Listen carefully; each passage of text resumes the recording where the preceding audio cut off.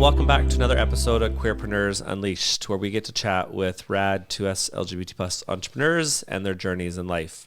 I'm your host, Dustyn Baulkham. Pronouns are he, him, and today we are recording on the traditional and ancestral territory of the Silk Okanagan people. And it may look similar to our last podcast because we're in the same spot.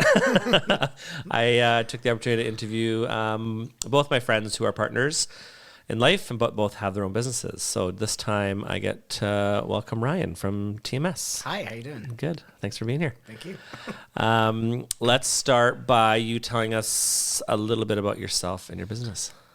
Well, what part do you want to know? Everything. So in my business life, I started when I was 23 years old. I think it was in April of 2006.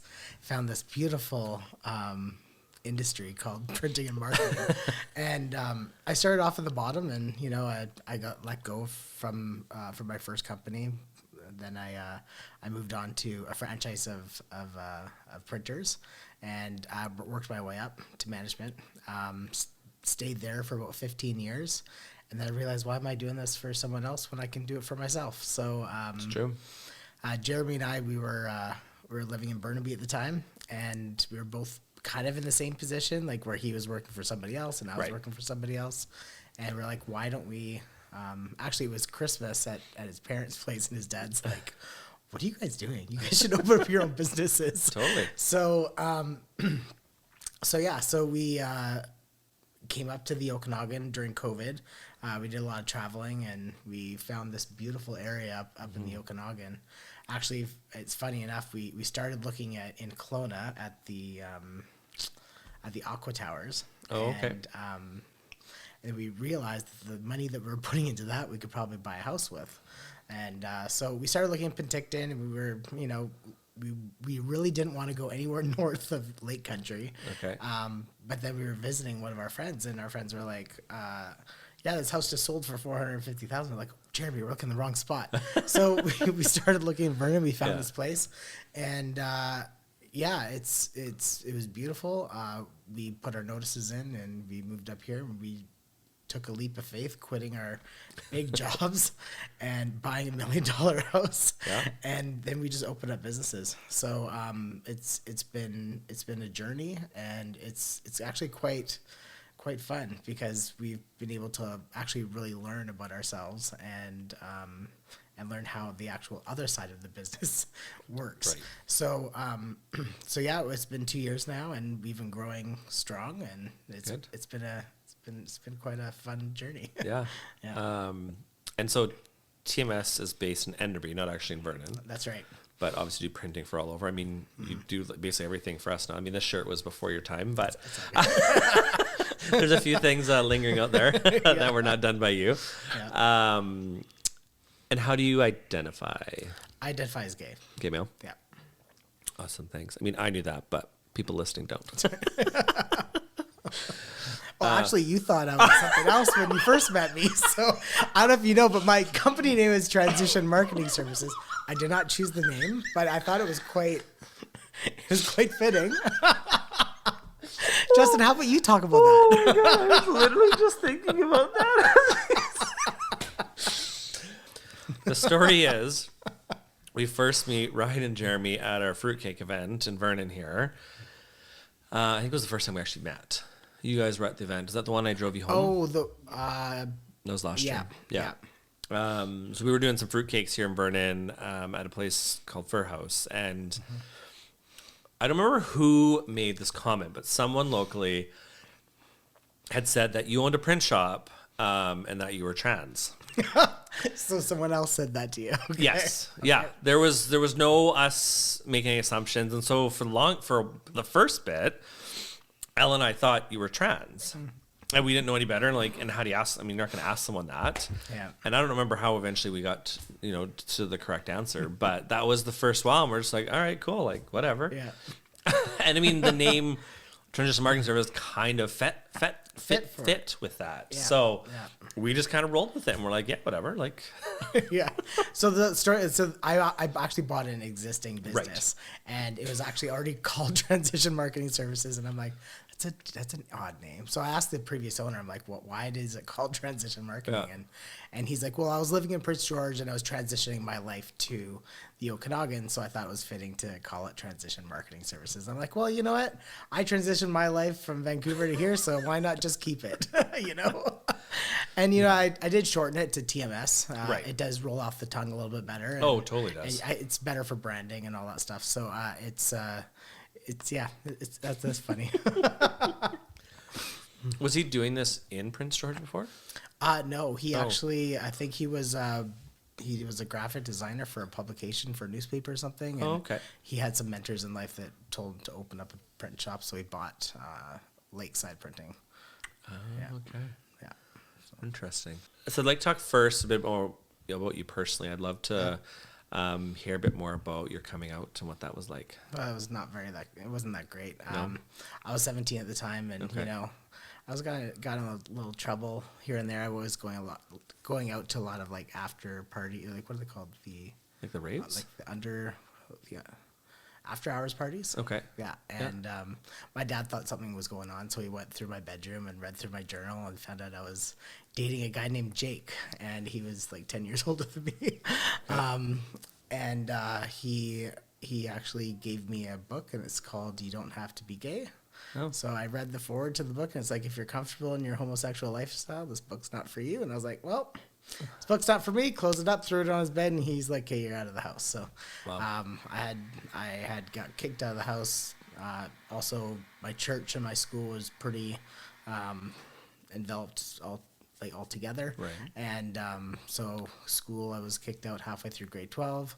I did end up finishing my high school, but then my church. So I felt rejected like crazy. I moved down to Mexico for a couple of years, and I came back, and I have to say it's my parents have changed quite a bit. Okay. They're trying to love me more and trying to get involved in my life. It's a little bit hard after everything that we've gone through in the past, but I feel like we're on level ground now. Okay. It's not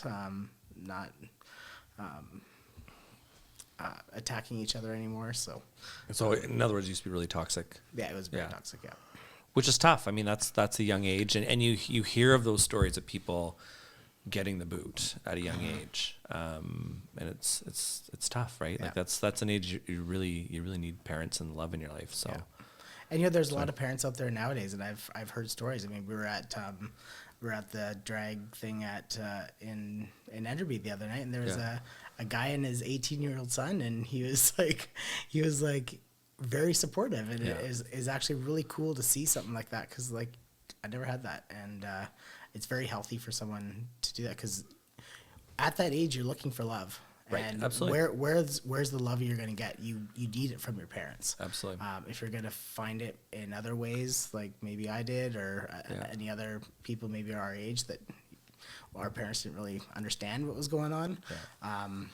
Yeah. So it's you want to make sure you're getting love from the right places. Yeah, absolutely. And the kids are getting the love from the right places. So. Yeah. Well, I appreciate sharing that. I know it's probably not hard it's probably not hard. It's probably hard to relive some of that, and so I appreciate that. Yeah. Because everyone's coming up stories are different, and I think part of the reason why I think it's important to talk about, especially the more challenging ones, is to show where you've come. Yeah. Because obviously, as you mentioned, you and Jeremy have a beautiful house in Vernon. You both got successful businesses, and so no matter what that youth part is you can turn it around. It's up to you. Someone's going to say hi. Are they going to come say hi? Look at. There she is. He's got a little friend. What's her name? Her name's Mika. Mika? Yeah. You have 3, right? We have 3 sugar gliders, yeah. She just wanted to hang out with me today, but I think she's excited to see what's going on. Yeah. She's like, there's so much talking. Oh, here's coming in. Hi. Because they're nocturnal animals, right? Yes, they are, yeah. She was sleeping in my armpit, but yeah. She just So come on. Well, and we had took us a few minutes later to start because she decided to have a nice little poop before too. Yeah, that's right. But you know what? Like after going through all of that, I feel like it's given me the determination and the empowerment to really make something of myself, you know, right. and do my best, and you know, and I don't know if you know, like for all of you that are out there, TMS, we love to give and donate, and we're very active in the community and stuff. And I think that's it's a thing for me. Is like I love to love and I love to give back, and I think that all derives from somewhere, right? Yeah, absolutely. I mean, some of the biggest success stories come from people that had some of the most challenging upbringings, right? Yeah. So, because if you're a fighter and you want to fight, then you're really going to fight at that point, right? Yeah. So, being an entrepreneur, how do you bring your identity, your queer identity, into it? I really it's hard being in Enderby. Okay. And also just being in a new city altogether. Like here we're from Vancouver where everything's all accepting, and we go into like a small little, country bumpkin, 3,000 people city where it's like there's so many unknowns. Like when I first bought the business, I thought the other sign shop guy was going to come down with a rifle and be like, like, why are you opening up another sign shop in this city? Right. So, no, it's been, I was really, really trying to figure out how to do it when I first opened up. But now that I met people like you and like all the different pride societies that we're able to be involved with, anywhere I can give back, if I hear like a little blip of like, ooh, that's an LGBTQ thing, I'm all in, hands on deck, right? So, I'd love to give back in any way I can. And even with the pride societies, I give them all really good pricing so that it's affordable for them, right? Totally. So, Are you, as your business, are you fully out as queer? Oh, completely. We've got a sticker on the front door. Good old stickers. Actually, during the Christmas break, it was scraped off, unfortunately, and it's really sad that kind of stuff is still happening out there. I have to say, Enderby is an amazing community, city, whatever you want to call it. Yeah. I feel like home there. People are my family. Yeah. And it hardens me to, like, it makes me feel so terrible that somebody there is actually doing that. Right. And,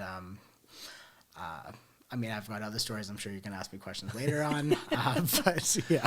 Well, obviously, I've been in a shop. You wrapped our vehicle that everyone sees. And, I've been in the shop and you see the diverse clientele that are local from, who we might determine to be redneck or whatnot. So, and the fact of Enderby is, as you're well aware, but people listening might not, is we produce a number of events there at Small Axe, and they sell out. I think all of them but one. I think we've sold out since we've done it there. Yeah. I think the first two times it was when we had protesters at the old location. Yeah. So outside of the sticker being removed, have you experienced any discrimination or bias against your business in Enderby? I have to say, I'm going to say no. Okay. The reason why is because I did have one incident. This lady has got some mental health issues. Okay. I don't want to give light as that's what Enderby is like. Right. Because that's an isolated incident. Totally. Where she, when I first met her 2 years ago, apparently I said I was straight. And then she came into my store the other day. Well, not about a month or two ago. And she's like, "Are you gay?" And I was like, "Yes." She goes, "You liar." And I was like, "What? What do you mean?" And she's like, "You told me you were straight." And I'm like, "I don't think I would ever. I'm very out." Yeah. I was out when I was 17. But anyways, I think she's got some mental health issues. Right. And I think maybe she might have been the one that took the thing off the door. But okay. Whenever we have conversations, sometimes we make up our own story in our heads, right? Like we think we hear something, but we didn't, and that happens. Yeah. But that happens every city, whether it's Enderby, Vernon, Kelowna, Vancouver, Toronto. Like there are forms of discrimination everywhere. Yeah, so size of the community really doesn't matter. It's just sometimes, obviously, with bigger populations, there's more people that you align with. That's right. Right. So, but we're always very welcomed in Enderby. Mm-hmm. We have one of the city councilors that her and her daughter come to all of our events. So we feel very, very supportive when we come. And I got some bikers at the Legion, and they're like, "I love you," and they give me a big hug. That's awesome. They're like, "That's the way it should be." And then they get Ryan, I will always support you in everything that you do. That's amazing. They let me put my own personal posters up. And it's a very welcoming community. I love it. Yeah. How do you feel the queer community has been in supporting your business? Great. Yeah. I mean, like, I never thought in a million years that within 2 years I'd have every pride organization from Kelowna to Fort Mac, right? So it's been great to be involved and get to know all these great people, and I feel like I've met more people in the last 2 years than my whole life, and it's just been great. I love it. Awesome. Yeah. That actually reminds me when you said Fort Mac, is there's a couple items they want to get for this year. Okay. Because they've still got T-shirts left over, so I think we're getting hats. Nice. So I got some new products too, so I'll show you that. Yeah. That's why I'm in that like planning mode for the summer of like what we're doing for merch and stuff with the tent and all that. Yeah. So trying to figure my life out. Cool. Which is January, and I'm like so far ahead compared to last year. This was like May last year. I was like, oh shit, like scrambling to get stuff in. How do you approach marketing and outreach to queer groups? I have to say that I haven't really done a lot of that. Okay. Reason why is because they just kind of flock in. They find out that I'm a queer-run printing and marketing business, and they just want to be involved. I actually would like to find out ways how I can, and maybe you can help me out with that. Yeah. Totally. Yeah. I mean, because we got FCP, the National Pride Group was here last year, so we had them. Yeah. Us gays are notoriously last minute. Yeah. Guilty. I try not to be. Yeah. I talked a bit about prides, but are there any queer focused initiatives that you're most passionate about? Queer focused initiatives? Yeah, so it could be like, I mean, Rainbow Rebel is one a lot of people talk about, but it could be other HIV/AIDS stuff, like anything that has a queer element to it. There are some in Vancouver that I was a part of, but I really haven't found those connections up here yet, and I really want to see what they are and see what I can do to be involved. Whether I come and sit on a board meeting or share some thoughts or even do a guest speaker kind of thing, I'd love to do that. Do you find that, like in your world, that there are unique challenges to being a queer entrepreneur that are different compared to straight entrepreneurs? I have to say, I thought it was going to be a lot harder, especially coming out to this area. Actually, my aunt and uncle, they were like, "Is Ryan okay? Is his business okay?" Because they live in Lake Country, and they're like, they understand the country bumpkins up here and the keyboard warriors and all those type of people. Those and fuckers are everywhere. I know. Though. I mean, that's the thing. You can be anywhere in the world and be a keyboard warrior for something. Yeah. So, but like it's. I think my personality really comes out, and people really embrace who I am and embrace who TMS is, and really support. And I've never seen something like this in my life. Good. Yeah. I think this thing is everyone just assumes smaller area that is typically a bit more conservative, that you're going to experience a lot more hate. And outside of those, obviously we've had protests at our events, but it's a very small amount of people that are making a big ruckus. Yeah. Right? Like and they've got no guts to come out and actually do something about it. No, most of them are they're keyboard warriors and they just create the stir, and then you go to an event and no one's there. Yeah. I'll be interested to see, because I know the day we're actually recording this versus when it's coming out there's actually the drag story time in Vernon today. So which is happening in about half an hour. Oh wow. Because Ella was getting ready for that when I was driving here. Do you have any vision for legacy you want to live with your business? I don't know if you've dealt with many printers before. I know a lot of you may have, where printers typically they control the narrative when you place an order. So you'll place an order and be like, oh, well, you can't do it that way. You have to do it this way. And you can't order that many. You have to order this many. And you can't do that many colors. You have to do this many colors. And I actually can't stand that. And I'm very customer driven, where I want to bring a different type of ordering process of when someone places an order with me, it's more of a relationship that we create that, and you get what you want without any questions asked. And I find that TMS has that, where we're always the yes and not always the no. So when you place an order with us, it's always like, you get what you want, and we do it well, and we make you look good. So that's the kind of legacy that I want to see with TMS in a whole, being the ultimate place where you can come and we make you look good in big events. And I have to say, the other thing is we're kind of the event printer. So all of the all the events like the Roots and Blues, the IPE, the Verna Winter Carnival, the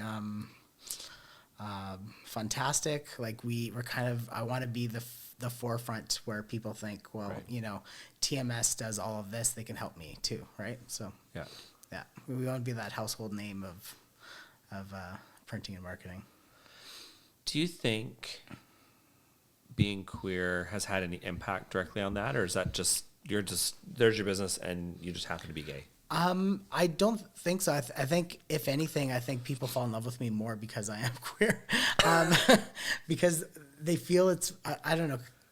I kind of give off this safe environment feel where it's like, if you come work with me, there's no drama. There's just like, this is what it is. Right. And I bring that friendship and personality along with it. Right. So part of the reason I asked that is I was thinking about, because I know with the National LGBT Chamber, there's the Diverse Supplier Certification Program, which I am going through.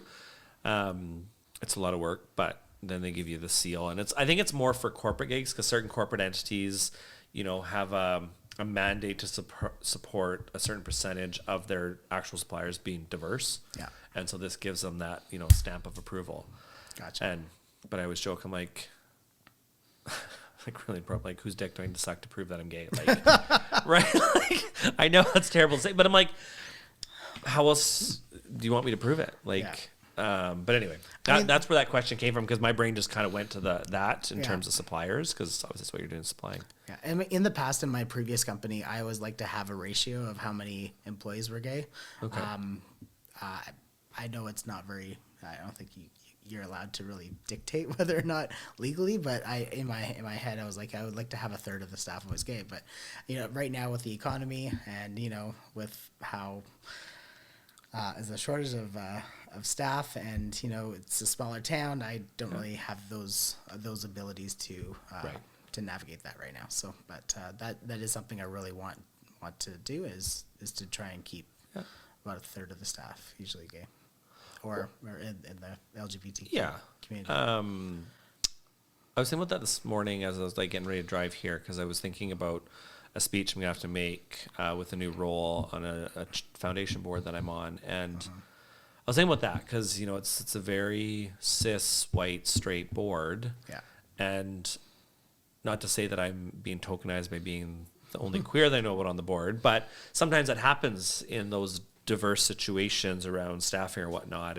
or even contractors or suppliers, is you kind of get tokenized a bit to make things more diverse. And I've always been, it's like you hire the best people, and obviously you want to be more diverse, and you've got to find ways to attract more diverse people, but you should never hire someone because of the color of their skin or their sexual orientation or any of that. So because but what we also, in that vein, it is nice to work with fellow queer people, because they understand what you're going through a bit more. I mean, even with our work, like we do so much for Pride. We do so much for the LGBT community. I don't want to hire someone that's going to be completely negative towards that, right? Totally. So at the very least, be an ally. Yeah, of course. Yeah.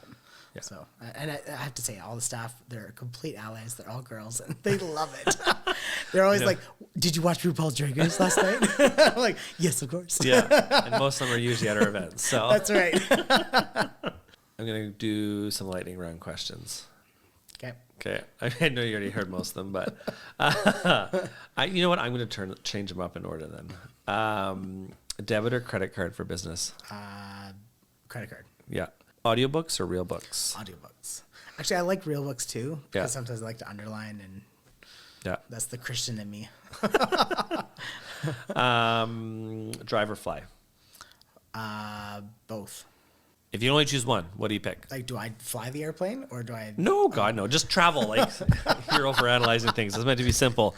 Lightning round. It's just this or that. Fly. Thank you. Early riser or like to sleep in? Early riser. Vancouver or Victoria? Vancouver. Spain or Portugal? Spain. Mexico or Hawaii? Mexico. Multiple short vacations or one long one a year? Multiple short ones. Opposite of Jeremy. I know. Oh, interesting. Dinner at a fancy restaurant or home cooked meal? Dinner at a fancy restaurant. Spotify or Apple Music? I'm indifferent. Okay. Yeah. Popcorn, yay or nay? Popcorn, yes. Yeah. 100%. Fruit on a pizza? 100%. Gross. So there's just like 1 or 2 word answers. Favorite type of music? Country. Favorite time of the year? I'd have to say spring. Okay. Yeah. Favorite place to travel for vacation? Puerto Vallarta. Nice. I haven't been there since I was 18. Wow.